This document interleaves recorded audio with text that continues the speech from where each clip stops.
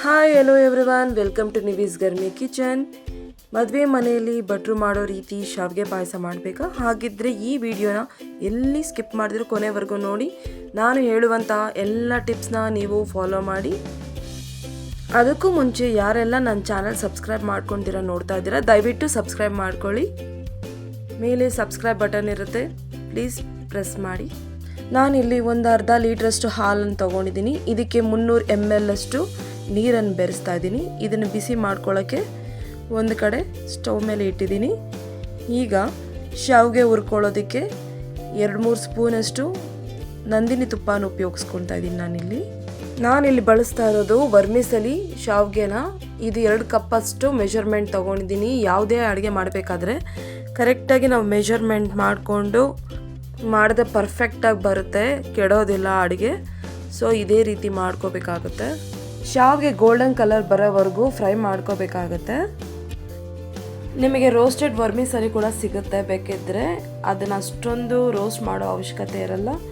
ಬಿಸಿ ಮಾಡ್ಕೊಂಡಿರೋ ಹಾಲನ್ನು ಇದಕ್ಕೆ ಹಾಕ್ಕೊಂಡು ಬೆರೆಸ್ಕೊತಾ ಇದ್ದೀನಿ ನಾನಿಲ್ಲಿ. ಇಲ್ಲಿ ಶಾವಿಗೆನೂ ಬಿಸಿ ಇದೆ ಮತ್ತು ಬಿಸಿ ಹಾಲು ನೀರು ಎರಡು ಮಿಕ್ಸ್ ಆಗೋದ್ರಿಂದ ಪಾಯಸದ ಕನ್ಸಿಸ್ಟೆನ್ಸಿ ಚೆನ್ನಾಗಿ ಬರುತ್ತೆ. ಬಿಸಿ ಇರೋದ್ರಿಂದ ಸ್ವಲ್ಪ ನಿಧಾನವಾಗಿ ಇದನ್ನು ಚೆನ್ನಾಗಿ ತಿರುಗಿಸ್ಬೇಕು ಮತ್ತು ಇದು ಮೀಡಿಯಮ್ ಫ್ಲೇಮಲ್ಲೇ ಬೇಯಿಸ್ಬೇಕಾಗತ್ತೆ. ಜಾಸ್ತಿ ಹೈ ಫ್ಲೇಮಲ್ಲಿ ಬೇಯಿಸೋಕೆ ಹೋಗಬಾರ್ದು. ಈಗ 1 ಕಪ್ ಶುಗರಷ್ಟು ನಾನು ಇದಕ್ಕೆ ಹಾಕ್ಕೊಂಡು ಬೆರೆಸ್ಕೊತಾ ಇದ್ದೀನಿ. ಸಕ್ಕರೆ ನಾನು ನಿಮ್ಮ ಟೇಸ್ಟ್ ತಕ್ಕಂಗೆ ಹೆಚ್ಚು ಕಡಿಮೆ ಮಾಡ್ಕೋಬೋದು. ನಿಮಗೆ ಬೇಕಿದ್ರೆ ಜಾಸ್ತಿ ಹಾಕ್ಕೊಳ್ಳಿ, ಇಲ್ಲಾಂದರೆ ಕಡಿಮೆ ಹಾಕ್ಕೊಳ್ಳಿ. ಶಾವಿಗೆ ಜೊತೆ ನೀರು, ಹಾಲು, ಸಕ್ಕರೆ ಇದು 3 ಚೆನ್ನಾಗಿ ಬೆರೆತ್ರೆ ಒಳ್ಳೆ ಟೆಕ್ಸ್ಚರ್ ಬರುತ್ತೆ.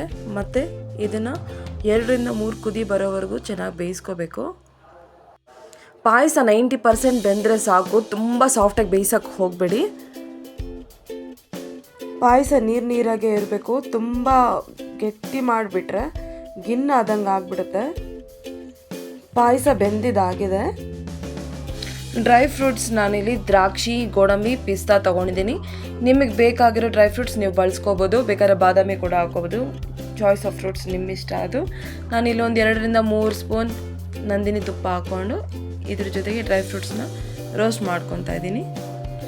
ಫ್ರೆಂಡ್ಸ್, ಹೈ ಫ್ಲೇಮಲ್ಲಿ ರೋಸ್ಟ್ ಮಾಡೋಕ್ಕೆ ಹೋಗ್ಬೇಡಿ, ಸೀದೋಗ್ಬಿಡುತ್ತೆ ಮತ್ತು ಫ್ಲೇವರ್ ಕೂಡ ತುಂಬಾ ಚೇಂಜ್ ಆಗುತ್ತೆ. ಸೊ ಇದನ್ನೆಲ್ಲ ಮೀಡಿಯಮ್ ಫ್ಲೇಮಲ್ಲೇ ನೀವು ರೋಸ್ಟ್ ಮಾಡ್ಕೊಳ್ಳಿ. ದ್ರಾಕ್ಷಿ ಸ್ವಲ್ಪ ಉಬ್ಬಿ ಬಂದರೆ ಸಾಕು. ತುಪ್ಪ ಬಳಸೋದ್ರಿಂದ ಪಾಯಸಕ್ಕೆ ಒಳ್ಳೆ ಘಮ ಕೊಡುತ್ತೆ ಮತ್ತು ಟೇಸ್ಟ್ ಅಂತೂ ತುಂಬಾ ಚೆನ್ನಾಗಿರುತ್ತೆ.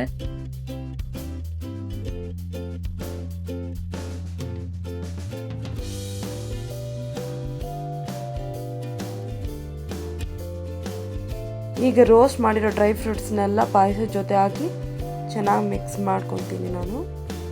ಪಾಯಸ ತೀರಾ ತೆಳುವಾಗೂ ಇರಬಾರ್ದು ಮತ್ತು ಗಟ್ಟಿಯಾಗೂ ಇರಬಾರ್ದು. ಬಡಿಸುವಾಗ ಸ್ವಲ್ಪ ನೀರಾಗಿದ್ರೇ ಚೆನ್ನಾಗಿರುತ್ತೆ. ಬಾಳೆ ಎಲೆಯಲ್ಲೆಲ್ಲ ಈ ರೀತಿ ಟೆಕ್ಸ್ಚರ್ ಇರಬೇಕು ನೋಡಿ. ಒಂದು ತಟ್ಟೆ ಮುಚ್ಚಿ ಅರ್ಧ ಗಂಟೆ ಅಥವಾ 1 ಅವರ್ ಹಾಗೆ ಬಿಡ್ತೀನಿ ನಾನು. ಈ ಹದದಲ್ಲಿ ಇರಬೇಕು. ಸ್ವಲ್ಪ ತಣ್ಣಗಾದ್ಮೇಲೆ ಸರ್ವ್ ಮಾಡಿದ್ರೆ ಚೆನ್ನಾಗಿರುತ್ತೆ. ಬಿಸಿ ಮೇಲೆ ಕೂಡ ನೀವು ಸರ್ವ್ ಮಾಡ್ಬೋದು. ತಣ್ಣಗಾದ್ಮೇಲೆ ಇನ್ನೂ ತುಂಬಾ ಚೆನ್ನಾಗಿರುತ್ತೆ ಟೇಸ್ಟ್ ಅಂತೂ. ನೋಡಿದ್ರಲ್ಲ ಶಾವಿಗೆ ಪಾಯಸ ಯಾವ ರೀತಿ ಮಾಡೋದು ತುಂಬ ಸುಲಭವಾಗಿ ಅಂತ. ನೀವು ಕೂಡ ಮನೇಲಿ ಟ್ರೈ ಮಾಡಿ ಹೇಗಿತ್ತು ಅಂತ ಕಾಮೆಂಟ್ ಸೆಕ್ಷನಲ್ಲಿ ತಿಳಿಸಿ.